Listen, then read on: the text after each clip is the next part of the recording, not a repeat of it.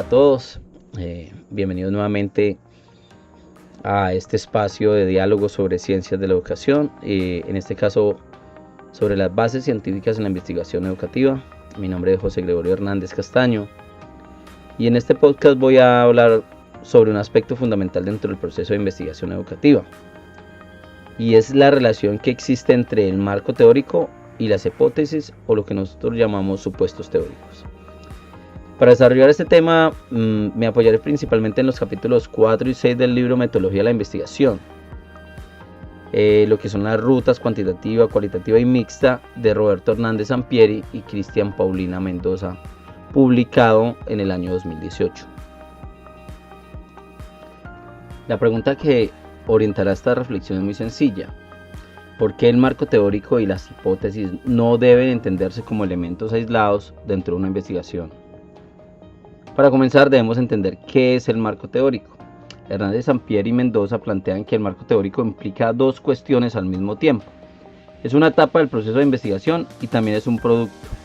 Es una etapa porque requiere realizar una revisión analítica de la literatura relacionada con nuestro problema. Y es un producto porque esa revisión finalmente debe organizarse y presentarse de manera estructurada. Por lo tanto, el marco teórico no consiste simplemente en reunir muchas citas o autores. Su función es ayudarnos a comprender qué se sabe sobre el problema que estamos investigando, cómo ha sido estudiado anteriormente y desde qué conceptos o teorías podemos aproximarnos a él. De hecho, los autores señalan varias funciones del marco teórico.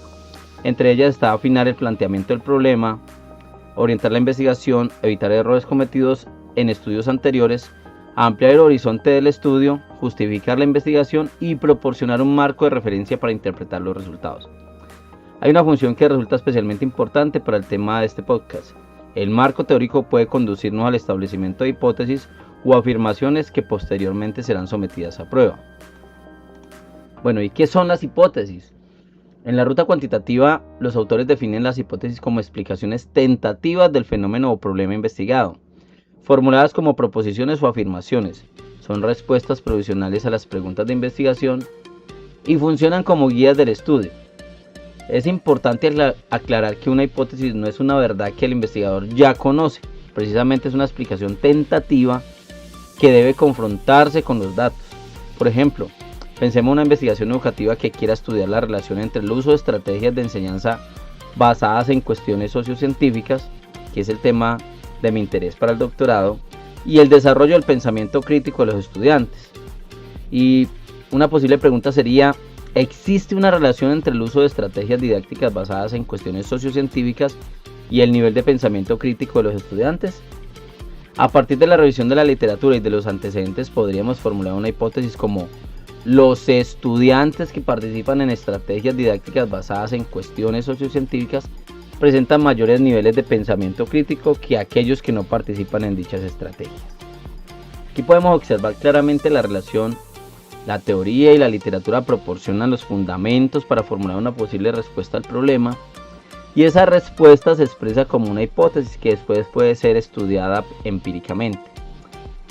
Entonces, ¿cómo podemos entender esta relación teoría e hipótesis? Bueno, yo la explicaría como una especie de cadena.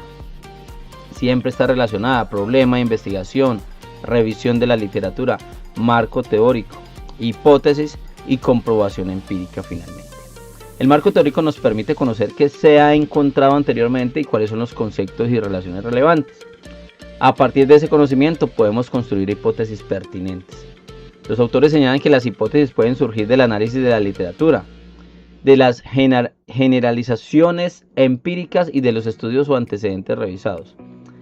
También pueden surgir nuevas hipótesis durante el proceso a partir de observaciones, reflexiones, experiencias o discusiones con expertos. Por eso una hipótesis bien construida no debería aparecer de manera improvisada. Debe guardar coherencia con el problema, con el marco teórico y con el alcance de la investigación. También es importante recordar que no todas las investigaciones cuantitativas requieren una hipótesis.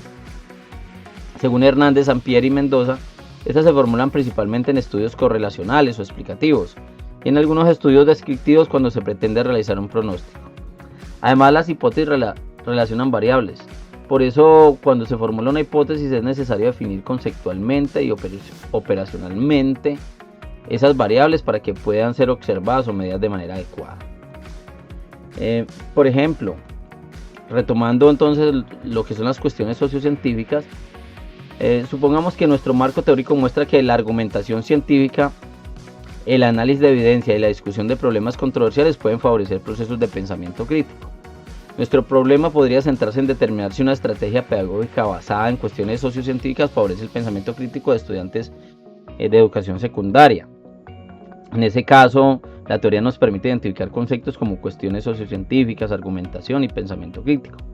Después podemos establecer una hipótesis que relacione esas variables y finalmente seleccionar un diseño, una muestra de instrumentos que permitan recoger evidencia.